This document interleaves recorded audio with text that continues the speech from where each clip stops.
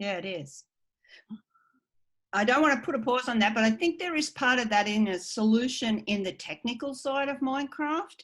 And for more advanced kids, whether they're young or high school, is getting involved in the coding side of Minecraft. And I know not having to be in Minecraft, you can do some of the hour of code tutorials. They're fun. Teachers can set them as an assignment for the kids to do. Their parents could go do them as well if they wanted to. So, I mean, from grade 2 up, but the more extensive coding in Minecraft, I think, is a fantastic thing for high school kids to get involved in. Obviously more capable students as well. And there are lots of examples of coded environments, or, students taking the Google data, the Google Earth data, and building an authentic replication of some space on Earth, and then building out from that with code. So the coded side of it, I think, is a really exciting thing. So the technical aspects, sorry, this is going the wrong direction. If anyone needed help on how to build worlds, that's in this slide, how to share a world, and how to share the join code. We had some discussion before we actually started the session that Julie said she was having an intermittent problem with the join code work yesterday, and today 2 or 3 kids couldn't get in. We're just trying to sort out where that problem could lie. It could be in the internet, which is struggling with so many people online at the moment, and it could also be something in the port forwarding in Minecraft. But for the most part, people are finding some level of consistency in being able to get in for at least opening a world. Now, Marianne runs a persistent server, so she has, her program is more 24/7, and so she's gone a different route, a more technical route to get that to stay open. But for us, it's open while you're hosting the world, and then you have to send a new code next time you host the world. So you can't just send the one code, you've got to keep sending the students a code to enter the world, and you have to have the world open. And so that's, a little step in there, but it works, and people are having some success with it. And kids can be doing that with each other. So they can open a world, set it to multiplayer, host the world, send their friends the join code, and their friends can come in and play with them. And, be building together, have a play date, whatever it is. And perhaps that's the kind of project that you might want high school students to work on. Certainly there are equity issues all around this, massive equity. Huge. Like I work with teachers who teach kids who live in a car, or people who are in a refuge, or, like that. There are so many issues, children who are not allowed to have access to the technology at home. And so we have to be offering some kinds of equally interesting, equally engaging alternatives, not a great pile of worksheets. I really fear for some of what's happening in online learning is that, it's a great abundance of mediocrity. If you're going to offer Minecraft as the alternative, what other fun things could kids be doing in a build environment? And so, here's just a brainstorm of a few I thought about. They can be building in Lego. Why not build it in Lego if you don't have access to Minecraft? Take a photograph of your build, or build it in whatever play equipment you have. Model it in craft equipment or Play-Doh. Build it in some other tool that you do have access to. And some of our kids will have, CAD software or other kinds of software that they can be developing 3D environments in, not necessarily Minecraft. But you heard when Anastasia said her assignment about Gallipoli and Anzac Day, that she offered Minecraft as one of the alternatives that they could use for their tool. And I think that's part of the autonomy thing. The kids chose Minecraft. They weren't forced to use Minecraft. And I think that's an important thing to do. But we have to offer those other students equally fun, equally engaging, equally creative activities. Because otherwise those kids feel disempowered, disenfranchised, left out. So Brown, this is for kids playing at home, correct? During Yes. lockdown. Can can you throw one more on there Yes. of IRL scale a block in real life? I mean, that's redundant. In real life, scale a block. I'm going to let you do that, Marianne, because It's on your slide. No, yeah. No. Like I have a document. If I go back to the very first page on this, there's a document there that you can all jump in and add ideas to, which is a great way to wrap this up, because I want you to add that. Let me just stop sharing this screen and share a new screen. So the document, the link there was tinyurl.com, YA9W, blah, blah, blah. I will send everybody the link. Sure. But it's in the slides, and the slides are, everything's up there. But let me just get the sharing up on the right thing. I think I saw that at the Power Museum there in Sydney. I was really surprised when somebody had started to build scaled Minecraft blocks. There just was, of course, a few of them. But I just think that would keep kids busy for a wee while. Hold on, I'm just trying to get it to share. What is it sharing? What are you seeing at the moment? Anything? The first slide. Okay. Minecraft and remote teaching. Sorry, wrong slide. Wrong share. Actually, for kids who don't have access to the online stuff too, exploring, going back to your idea of giving them roles, having someone be the design engineer and or the client who's designed what they want and drawn it up or prototyped what they expect, and then pass it on to the builder and then critique the build and give feedback about whether it's right or whether it does the right thing. That could be a really nice way of feeling in charge and being a part of it too. I love that. And also at the end of it, screenshots of the finished build can then go and be put into a PowerPoint or something like that, and then turned into a video for advertising. Yeah, but put a bit of design thinking in practice, because absolutely, you know, the whole idea is, you know, interview the person who's going to be the user and then figure out whether you got it right and whether you have to go back and refine your design and so forth. Yeah, I think we have to get a little more creative about it and make sure those kids feel valued and feel that they have they're having as much fun in whatever ways we can offer it. So yeah. Is Helen still in the chat? Helen, are you the teacher, the secondary teacher? Yeah, Helen is, yes.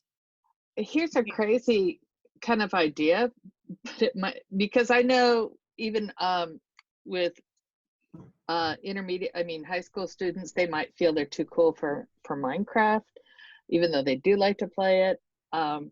But instead of you doing all the heavy lifting, figuring out exactly how they need to do it, what if you I think Melanie, somebody, or maybe, I don't know, was he Melanie or Lynn, was talking about letting the kids design the curriculum. What if you just threw out the challenge to design a way to insert an economy into Minecraft?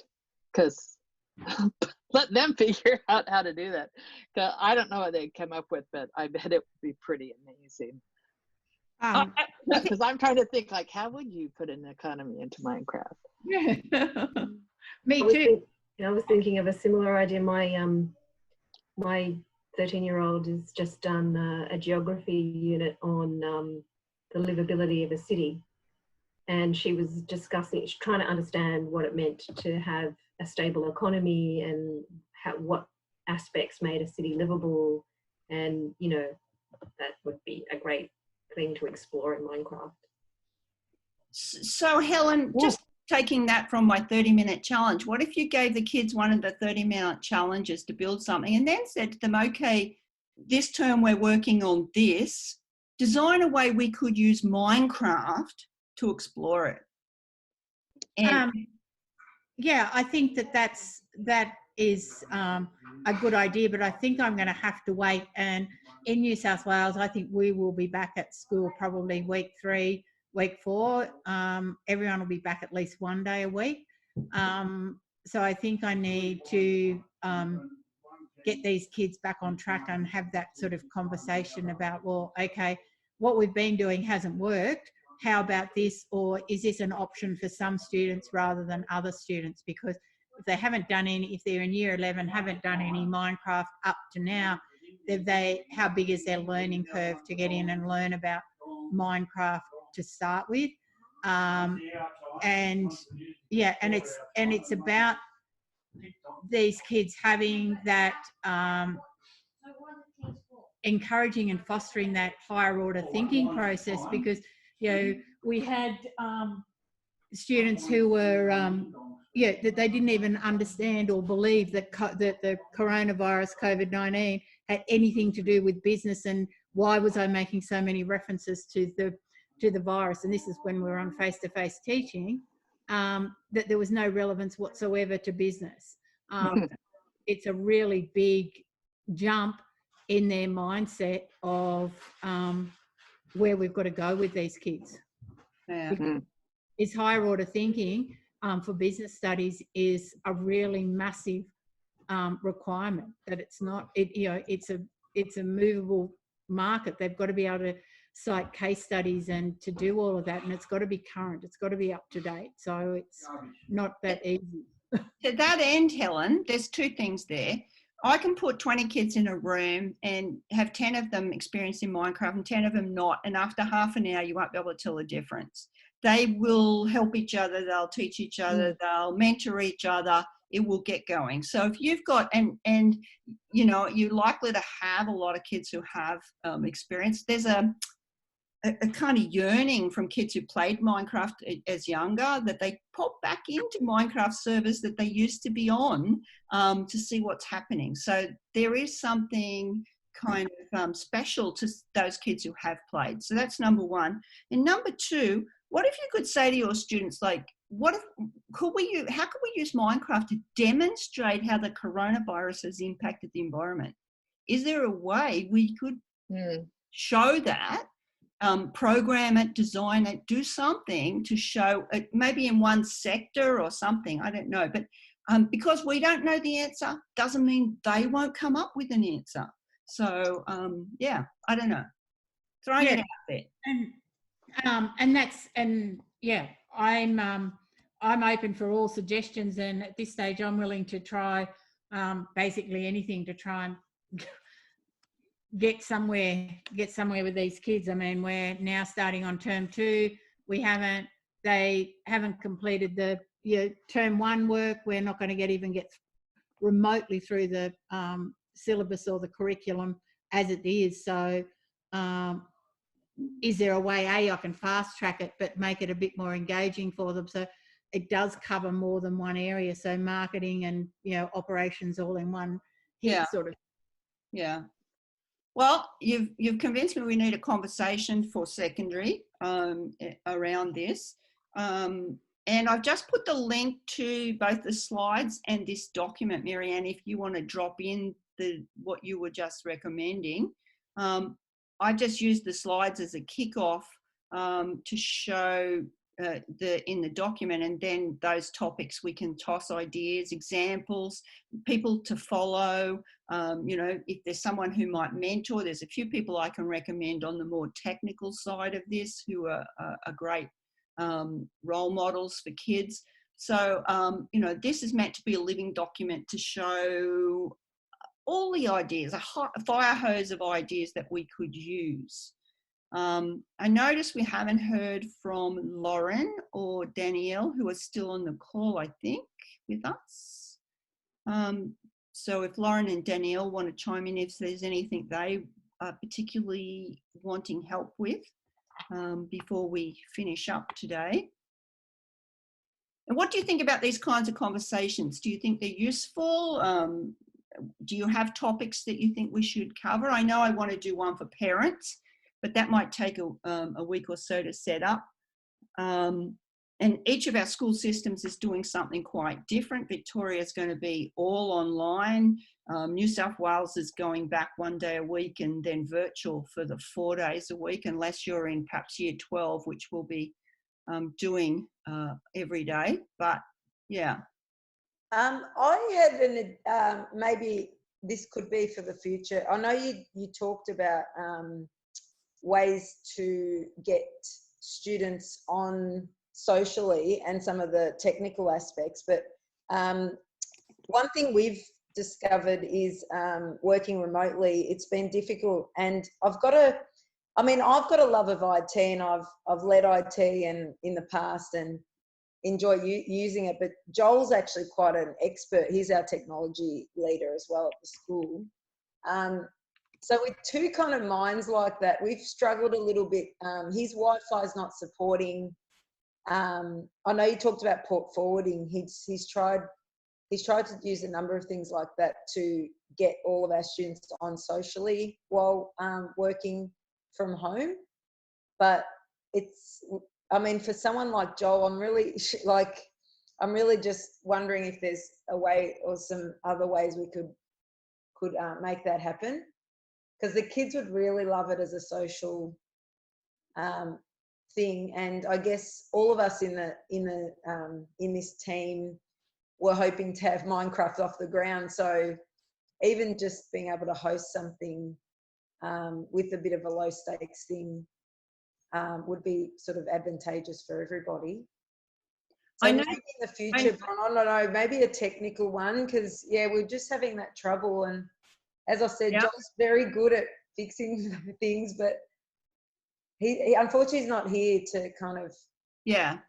I agree. Perhaps a technical one, because we did want to have a log-on one as well, because the log-on is convoluted for some of the Victorian schools as well.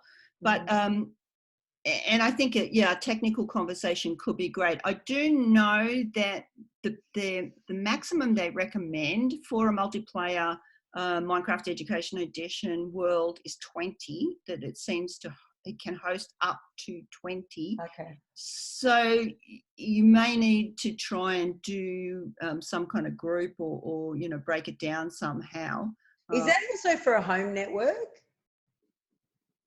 Like, is it less for a home network? Because I don't seem to have any connection issues here, but it's really struggling for him at home. I'm not sure.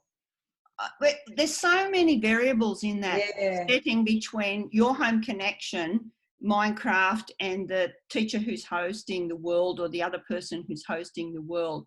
So it's really hard to say. We faced that problem when we were at the Docs Library. We had lightning fast internet. Everyone could connect, and we had an issue that that the network did not allow peer-to-peer networking. So it wouldn't allow one group to network with another. So by people who have to leave, sorry. So there's so many issues in that, but and Julie mentioned at the top of the hour that she was having an intermittent thing where kids could get on, she'd have a really successful day, then the next day kids couldn't get on. And that's really hard to find out, but I will go back to the Minecraft group and see what they recommend that we should try. Maybe in it, we have a technical thread in our team space for the Victorian project. Yeah. And maybe post it there, and we can take it back to Minecraft and say, listen, this is what everyone's experiencing. What can we be doing to optimize that? Yeah, I didn't want to choke time up here because, we know there's going to be an end point. For us, in Victoria, it might be 8 or 9 weeks away, but I just thought if we can actually rectify it, just so that we can continue in some sort of with the project as well. And Anastasia, I very used to working in the spaces, and I found it extremely frustrating and had to call in a favor to finally get my computer hardwired. And we were using a permanent IP address to my apartment. That's my kitchen table is now the server. But it would be actually really good to be able to tackle that, because it is not easy, but it has been worth it. Yeah. Just to know that those kids have a place that they can pop in and connect, because what Bron started this whole evening talking about is that social emotional piece. These kids are really just really missing each other, and Yeah. it helps for them to be able to connect. Yeah. And make new friends, honestly. Yeah. Speaking of what Bron's mentioned, I mean, you have sparked a few things in me. I'm thinking, Bron, maybe them designing something and sharing, because I know they're on FaceTime together and that sort of thing. So maybe getting connection through their own home, through tasks that we set and between each other at home, for the kids that may not be picking up the FaceTime and chatting, saying it is a task so that they have to kind of engage that way. It might be good. I worry about their mental health as well. So Anastasia, well, it's also my principle that, we decided we would take a mental health kind of approach, that we did not want to make our kids crazy. And because I'm a tech teacher, and see all my kids during the year, my job is a little different in the school, where the classroom teacher is going to be connecting with their kids every day. I'm just trying to build some spaces for kids to connect across the school. And it breaks my heart, because I know that you're talking about equity. A lot of kids can't use that as a place to connect, but that doesn't mean that we still shouldn't build it so that space is available to those kids that can. So I don't know. I feel it's really important. I've worked with years for Bron around these social emotional pieces online. I think, good on you for just trying to figure it out, and keep going. Don't give up. That's not very helpful.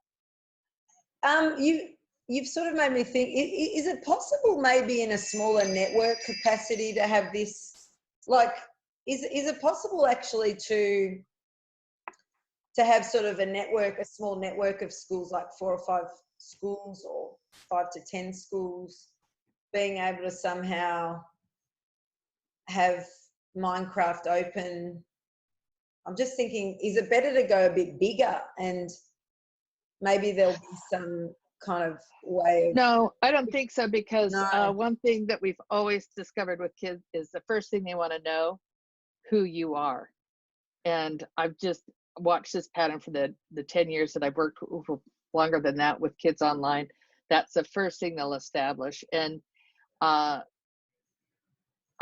I don't think that there'd be any reason to go larger than your own school community. Bron may disagree with me, but I'm just thinking, at least it's sort of larger servers that, if we sort of kind of pull together as a department and get it running. Well, you've got a lot. Do it through the home network. You've got a lot of limitations with Minecraft Education Edition, and I actually was talking to the people back. I can't talk. I've just been sitting on my computer like, bleh. You're doing well.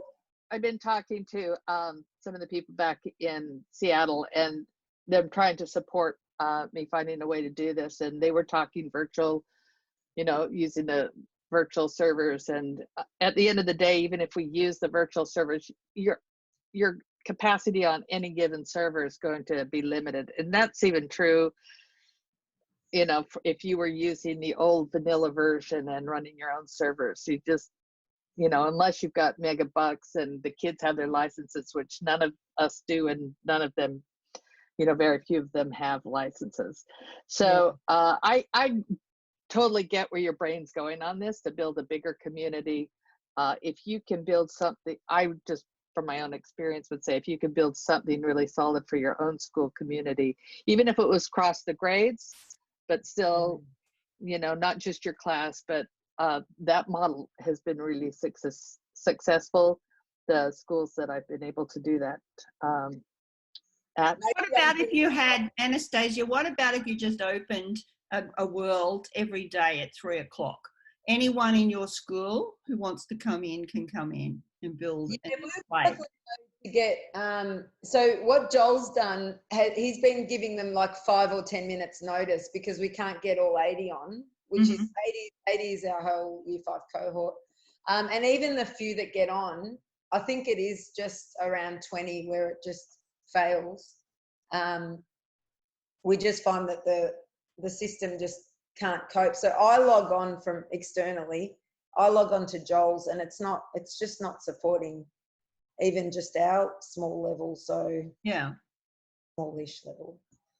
But I Yeah. think if you ran it every day, if I don't get on Monday, then I can try Tuesday, or I might be, you know, like, and maybe limit it so that you can't play 5 days a week. You can only. Yeah, that's set. what I'm thinking. Maybe I'm thinking too, like the other way. I should be going smaller and just going, even just. I think so. Do Yeah. it well, do it small.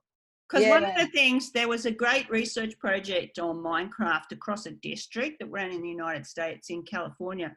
And they found, strangely enough, while the kids didn't know each other before they got onto the server, and school rivalries surfaced on the server.